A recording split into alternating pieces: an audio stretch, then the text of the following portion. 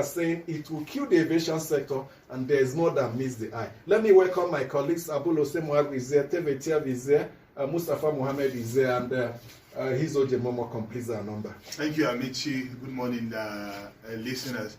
You know, at the announcement, when the Minister of Aviation made such announcement, what came to my mind was, are they going to do what happened at the construction industry, the works ministry, where the Nigerian actors were completely, by 90%, moved out? Those who are getting the huge contracts in the works ministry, you will discover that are foreign companies who came and registered with active collaborators from Nigerian businessmen who are politicians and who have their ways in getting the contracts for these companies.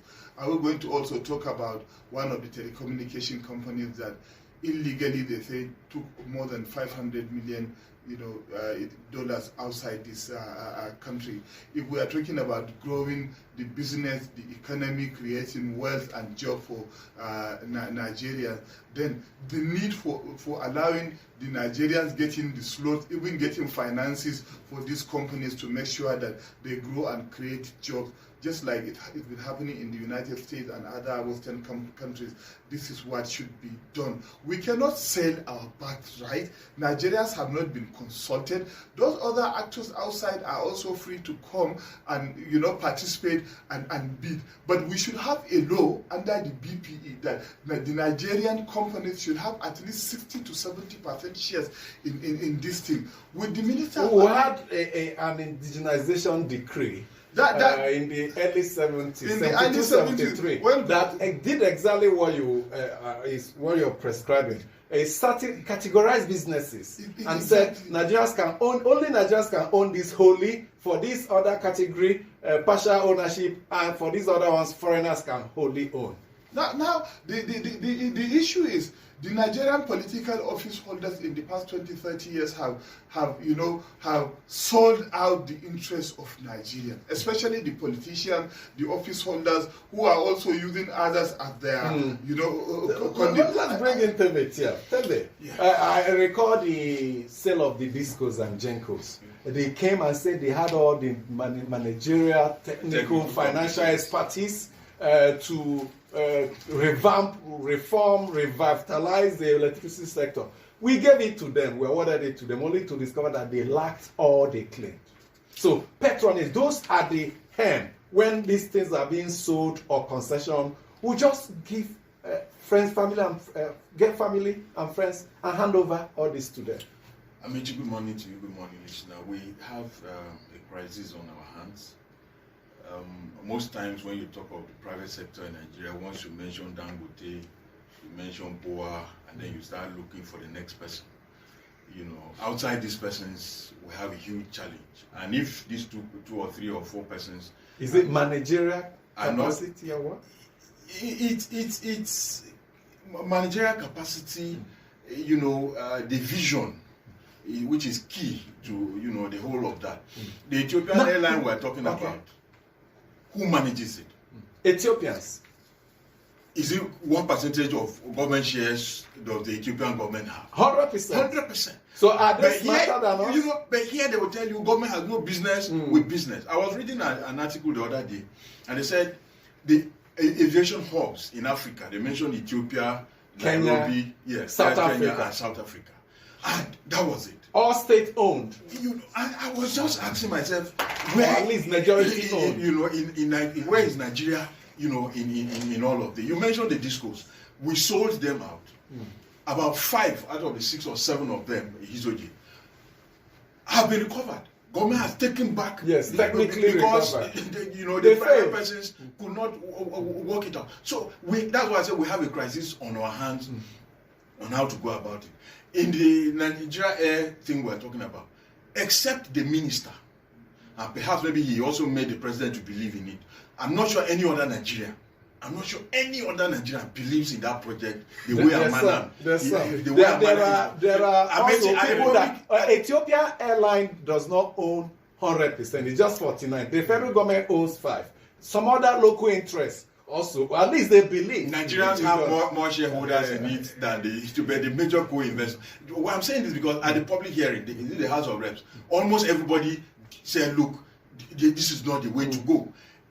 This is an airline. They are going to lease. The federal executive lease. They will lease aircraft. Even the aircraft that they will fly. They will lease it. They will borrow it. Mary, you raised one important thing. Ethiopians are running Ethiopian Air and are making profit and are moving into other countries investing. And Nigerians can't run Nigeria Air. There's a problem. You also mentioned the big companies that are succeeding. A lot of people also believe government has given them strong backing. So should that strong backing be extended? So at the Dangote refinery, when he ran into problem, the Nigerian government took up equity ownership and moved in. So it is the responsibility of every government to help the local entrepreneurs to grow and mature. But Nigerians are giving free air tickets to their girlfriends and whatever. Remember what happened during the Nigeria Airways? That's how they ran it at ground. Yeah, Amechi, good morning, and good morning, TV, Mustafa and Hizoje.